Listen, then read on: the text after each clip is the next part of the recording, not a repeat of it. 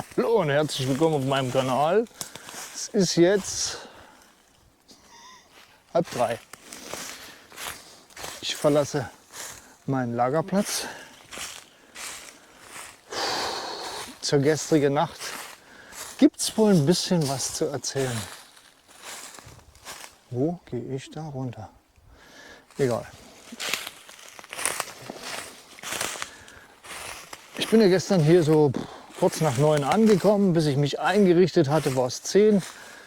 Dann hatte ich noch versucht, so weit wie möglich meine elektrischen Geräte zu laden und die Komoot-Tour hochgeladen, noch ein paar Mails beantwortet und ja, dann war es so 11:30. Da davor eine ganze Nachtschichtwoche lag, wo ich zwar einigermaßen, aber doch nicht so ausreichend geschlafen habe. Und gestern habe ich auch nicht so sehr viel gegessen, also Frühstück und Mittag in einem und dann war noch das Stück Gebäck und ein Kaffee dazu. Zu diesem Zeitpunkt war mir noch nicht nach Pizza, weil ich bin an der Pizzeria vorbeigekommen. Die habe ich dann ausgeschlagen und hier war ich einfach zu faul, mir was zu machen. Kurz und gut, es war in der Nacht ziemlich kalt. Es war sehr frisch geworden. Ich bin natürlich auch ein bisschen blauäugig an die Sache rangegangen. Nun ja, ich habe noch ein T-Shirt dabei und ein ganz dünnes Vlies. Und dann erschöpft sich das Ganze schon. Sprich, ein bisschen für Nächte mit 4 Grad underdressed. Ich habe mich da zu sehr auf das neue Quilt verlassen, weil da stand Komforttemperatur -1. Kann ja nicht schief gehen, oder? Und der Knackpunkt war leider die Isomatte, die drunter lag.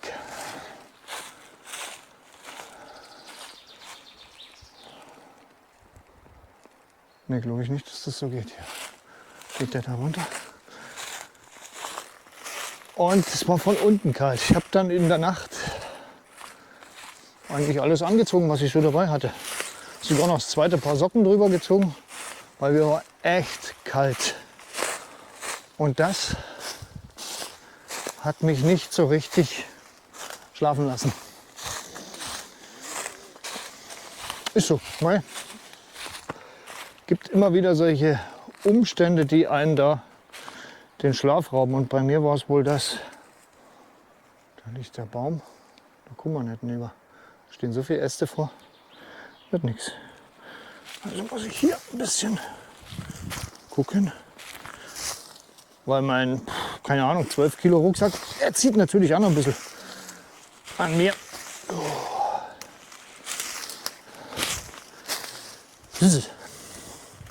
Auf jeden Fall. Im Wald war es erstaunlich ruhig. Es waren kaum Tiere. Hier und da hat man mal weit entfernt ein Reh bellen hören. Jetzt kommt die Sonne von oben, von vorne. Jo. Yes. Hier sind auch viele Falter. Siehst du das?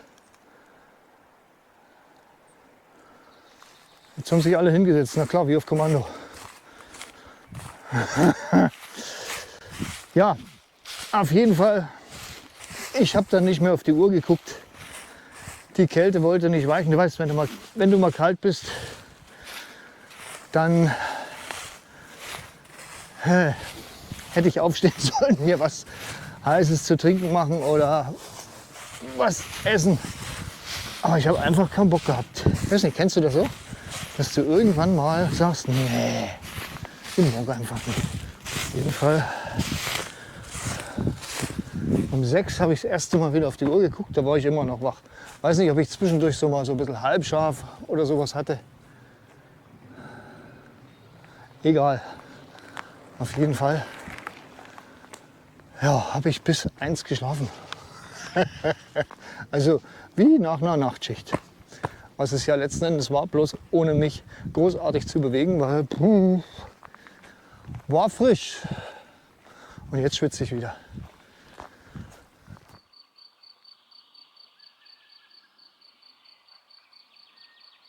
Jo, jetzt ist es soweit. Jetzt habe ich meinen Platzl gefunden. Ich sitze hier schön am Waldrand, wie du siehst. Und bei mir gibt es Haferflocken. Da sind Haferflocken, Leinsamen drin, Rosinen oder Sultanin und Zimt. Ja, und das war's eigentlich schon. Dazu habe ich meinen Trank hier aufgebaut. Da kocht gerade das Wasser für den Kaffee. Wow, es kocht sogar. Kaffee und fertig. Und ja, kurz vor 3. Ich denke mal, in einer halben Stunde gehe ich weiter.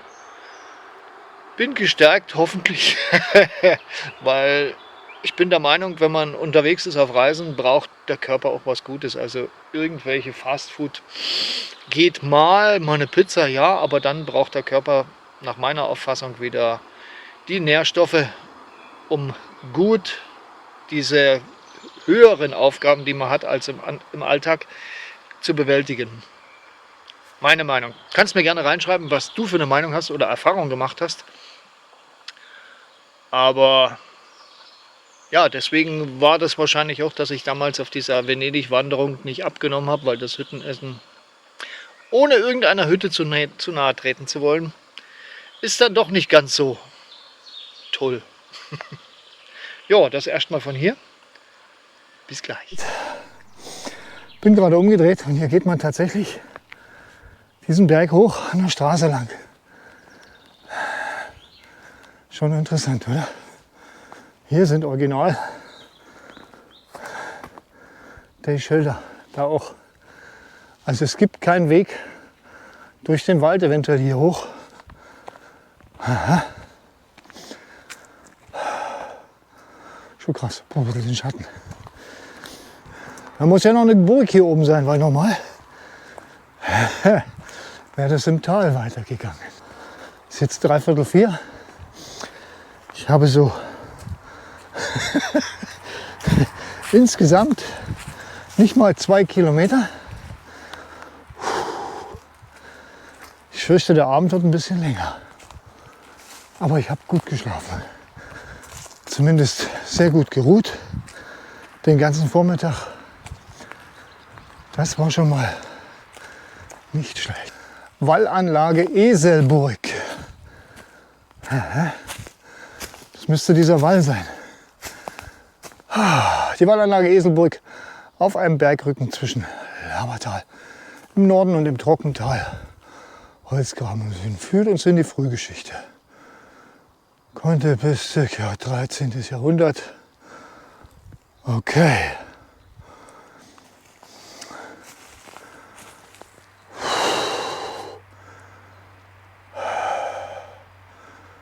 Aha, Wonnebolds Wortkunde.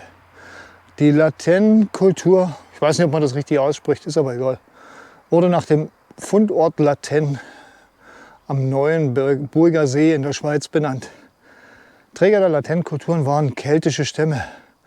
Latènezeit steht für die 3 Hauptphasen der jüngsten Eisenzeit. Die ältere 3. bis 5. bis 3. Jahrhundert, die mittlere 3. bis 2. Jahrhundert und die jüngere 1. Jahrhundert vor Christus.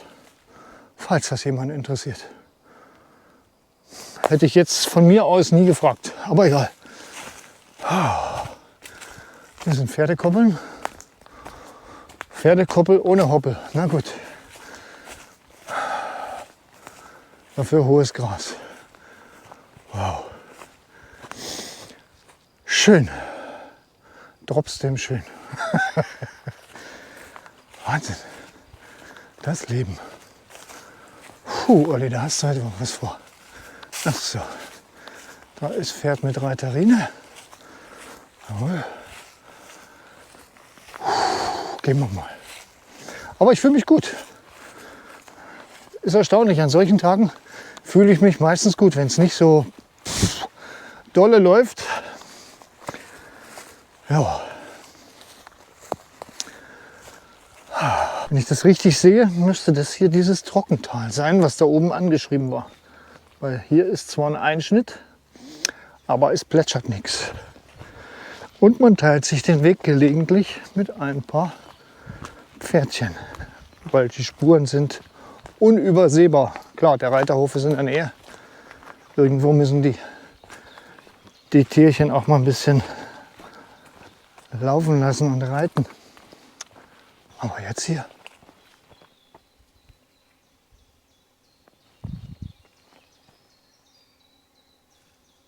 Ich höre nur das Summen in der Buche oben und in den anderen Bäumen da hinten und die Vögel.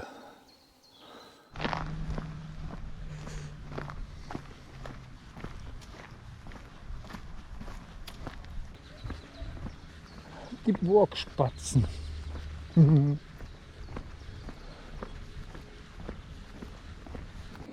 wenn ich heute noch nicht viel gelaufen bin, aber ich glaube, Kaffee und Kuchen muss sein. Und läuft alles anders. Wahnsinn.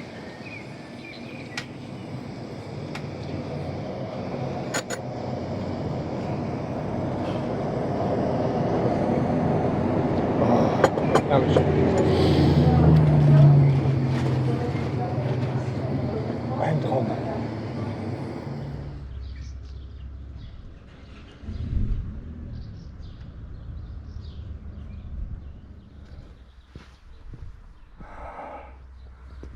Und da ist die Burg.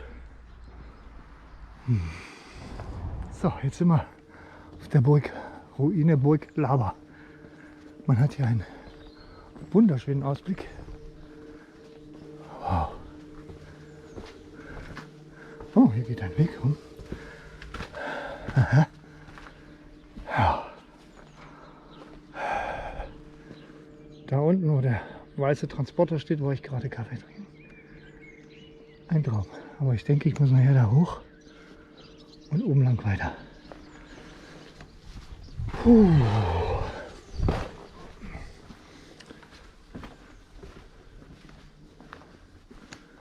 Aha. Sehr schön. Alte Gewölbe.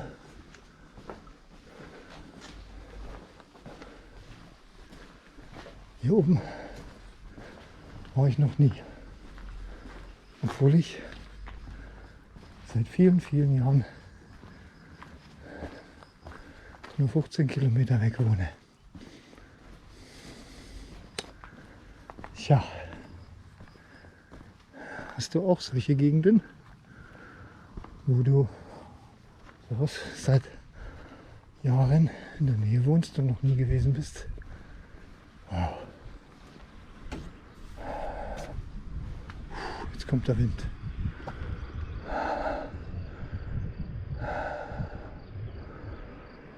Herrlich. Einfach herrlich.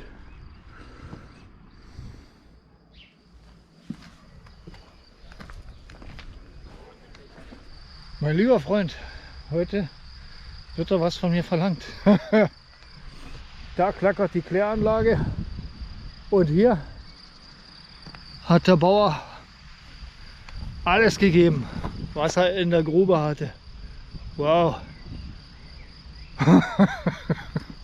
Kurz vor 6. Aber der Weg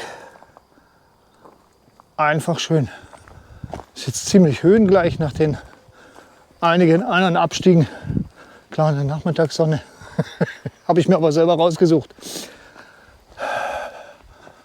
Komme ich jetzt gut voran und laufe parallel zur Bahnlinie. Der nächste Bahnhof wäre Deuerling. Da sollten es aber noch ein paar Meter sein. Wow, der zweite Grünspecht, den ich aufgescheucht habe. Die sind aber so schnell, dass ich es dir leider nicht zeigen kann. Ist halt so. Ich laufe immer noch parallel zu diesem Superfeld, das dufttechnisch heute ganz vorne liegt.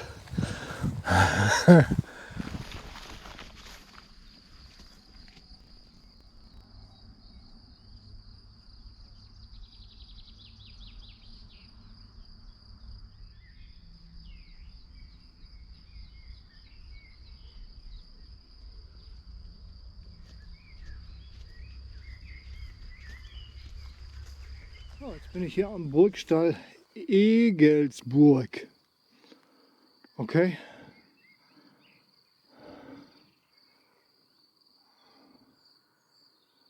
Aha, hast du gelesen?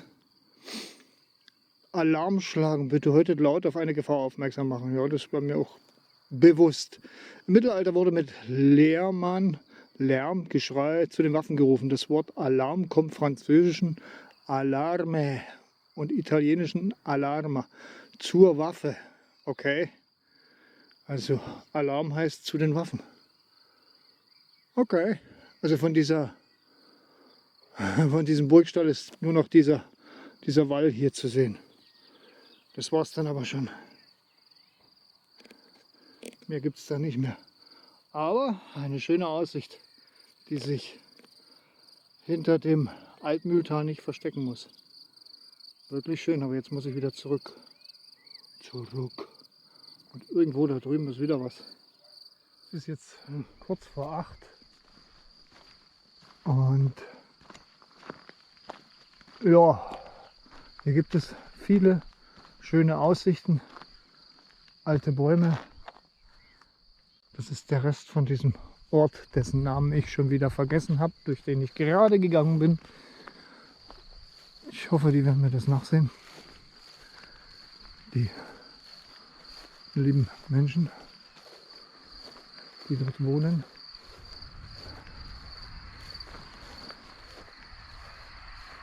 Ah, herrlich.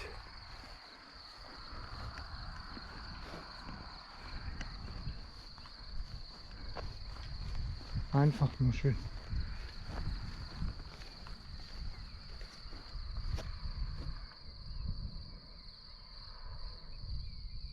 Burgstall Weihensteffen. Aha, aha, aha.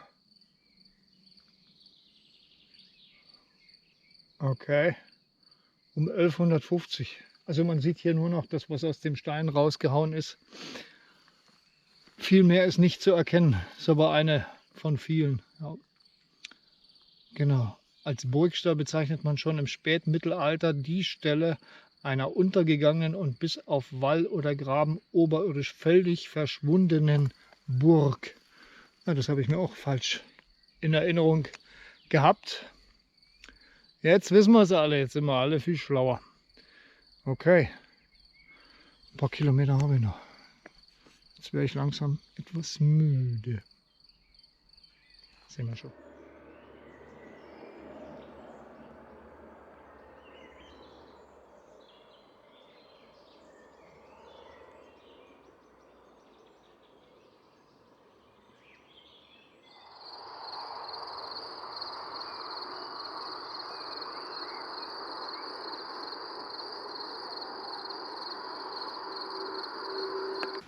Burgruine Loch. Da oben siehst du sie? Da sind Ziegen. Ich weiß nicht, ob man das sehen kann. Ganz links. Da sind Ziegen. Aber hier unten steht, Betreten des Burggeländes strengstens verboten. Das heißt, wir bleiben beide hier unten. Wir gehen da nicht nach. Wenn es verboten ist, ist es halt verboten. Ah, ja. 14. Jahrhundert wurde die errichtet. Okay. Schönes Türmchen haben sie da gebaut. Dem Bergfried entspricht das französische Beffroi. Man wird das mittelhochdeutsche Befriede oder ja, passt schon. Es ist kurz vor 9. Na, das geht jetzt nicht mehr. Vielleicht vom lateinischen perfringere, durchbrechen, zerschmettern herleiten können.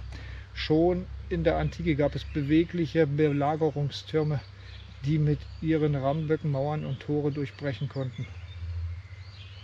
Bringt uns das jetzt gerade weiter? Nee, ne? Also gehen wir weiter. Ich glaube, ein bisschen habe ich noch. Puh. Hat tatsächlich jemand eine Kerze aufgestellt. Aber das ist jetzt krass. Hilfe. Oh, ein Rehbock. Kannst du ihn sehen? Ja, der beobachtet mich und ich beobachte ihn. Das sind jetzt mal so 25, 30 Meter. Gut, und da ist der nächste.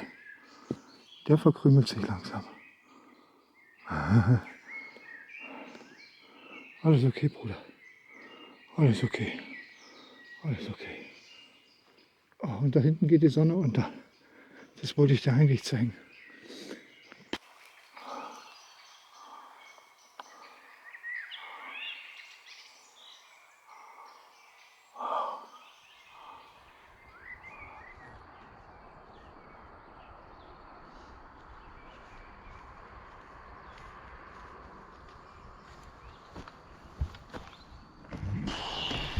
Ich glaube, das war's für heute. Oh, es ist jetzt 9:30. Ein langer Tag. Eigentlich kurz, weil ich erst um 2:20 im Prinzip, ja um 3 kann man sagen, bin ich erst los. Vor dieser herrlichen Kulisse. Gut, man merkt natürlich, dass ich kein Frühaufsteher bin. Das wird auch nichts mehr. Aber der Weg ist herrlich. Und diese Aussicht hier, da klettert noch jemand am Felsen. Da sind noch ein paar Leute, die dort rumklettern. Und ich habe mein Lager gefunden. Ich werde mir hier vorne was zu essen machen. Heute mache ich was zu essen. Ich möchte die Nacht nie wieder frieren wie ein Schneider. Und dann werde ich mir gleich noch die Hängematte aufspannen. Und dann war es das, glaube ich, für heute. Genug gefilmt, genug gesagt. Der Weg lohnt sich auf jeden Fall. Man hört hier wieder ein bisschen die Autobahn. Ist halt so vor und durch den Wald. Ja, da war aber keine Bank da. Und na, da saß noch irgendwo ein Jäger rum. Und hier denke ich, hier steht zwar Zelten verboten, aber Hängematten verboten steht nicht da. Wenn man es explizit aufschreibt, bleiben viele Möglichkeiten offen. Ich hoffe, dass die Nacht ein bisschen ruhiger wird. Windgeschützt ist es, weil ich da drüben gemerkt habe, da kommt von hinten der Wind. Das wird sicher frisch werden die Nacht. Und ja, dann schauen wir mal. Mir hat es wieder Spaß gemacht. Es waren jetzt so 20 Kilometer. Von Nachmittag um 3. Ja, kann man sagen, geht eigentlich, oder? Morgen habe ich dann noch 15 bis zum Zug.